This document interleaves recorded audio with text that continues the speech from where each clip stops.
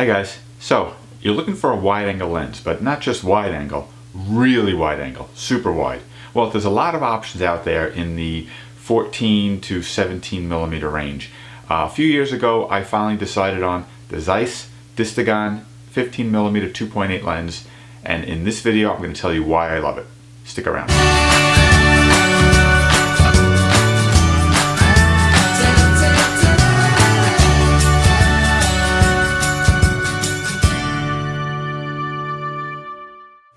For a long time, my widest lens was 24 millimeters, and only a few years ago I started looking for a lens even wider than that.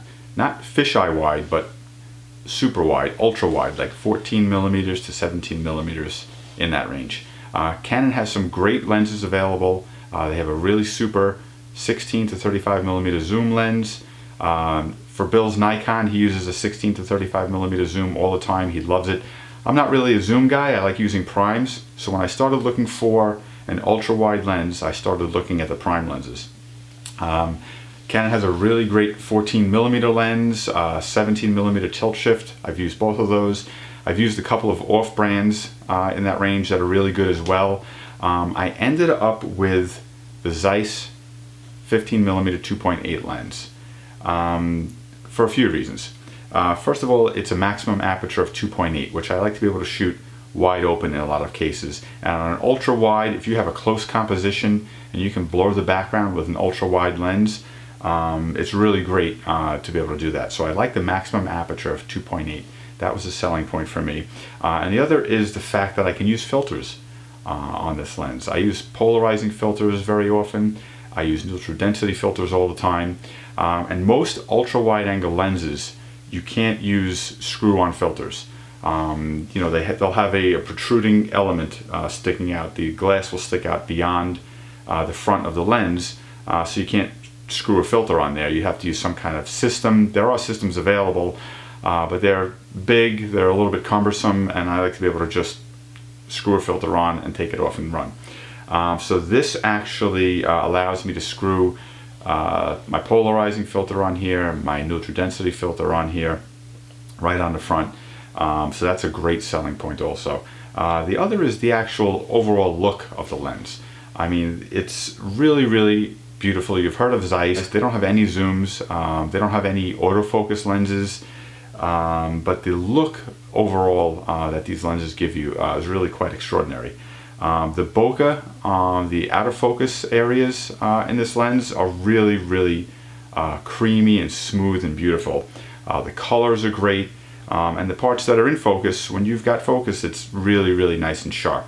Really gives you a wonderful, wonderful image. Like I just mentioned, this doesn't have autofocus. It's a manual focus lens, which really, at 15 millimeters, the depth of field is fairly wide. It's fairly deep anyway. So missing focus on this really isn't an issue. It has the electrical contacts. When I put it on my Canon camera, it will confirm in the camera whether I've achieved focus. I just have to turn it manually and try to eyeball it and get it, and I've never had a problem hitting focus with this lens. Like I said, with the ultra wide lenses, it's really hard to miss focus unless you're not paying attention. So I've been showing you a lot of images as we go through here, shots I've taken with this lens, things I don't think I could have gotten with other lenses. It's really one of my go-tos. Like I said, for a long time, like a decade, my widest lens was 24 millimeters, and I've been shooting with this for about 3 years now, and it's become a must-have in my bag. I'm using it really, you know, all the time. I ended up using it much more than I ever thought I would. Composing with ultra-wide is not easy. That's probably one of the reasons why I wasn't using it for so long. My first inclination was, okay, ultra wide, you just want to get the whole, landscape, or you want to get the whole scene in one shot. So you kind of step back, you put an ultra wide on, and you just shoot away. It's not really a great composition though. Composing an image with an ultra wide lens like this is really kind of a specialty. It's an art in itself. I learned a lot from Bill when he was shooting ultra wide on how to do it, how to compose correctly, and it's a lot of fun to use. You can get into.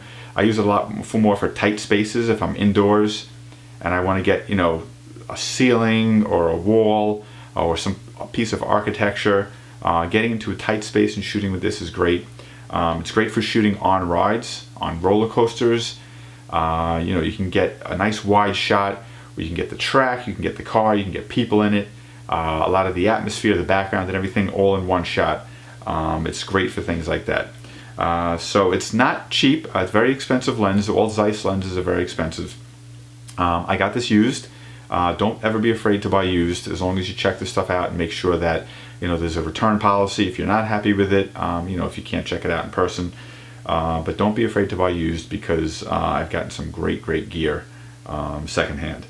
This stuff, you know, lenses like these, quality lenses, as long as they're not broken or scratched, you know, they hold up. They hold up well over a long period of time. So I'm very happy with this. It's the Zeiss Distagon 15mm 2.8 lens.